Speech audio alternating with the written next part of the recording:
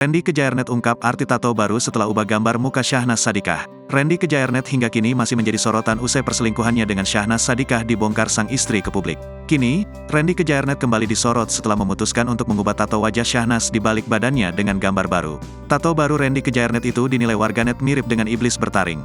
Randy Kejaernet akhirnya mengungkapkan arti gambar tato barunya setelah menimpa gambar wajah Syahnaz. Yang untuk nutup tato sih sebenarnya sih kemarin milih dari kesenian Jepang ya, topeng Jepang.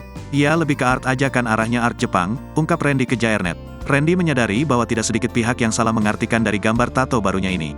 Akan tetapi, pria yang masih menjadi suami Lady Nayeon ini tidak ingin terlalu menanggapi serius dan mengambil pusing. Kalau itu kan sebenarnya kan interpretasinya media aja, penafsirannya media aja. Tapi kalau dari guanya sendiri sih itu lebih ke kayak, ini topeng Jepang, katanya. Kalau orang nanti bilang ada statementnya apa, ya itu pendapat orang aja, mereka aja, kata Randy Kejaernet. Ternyata pemilihan gambar tato baru Randy itu bukan tanpa alasan.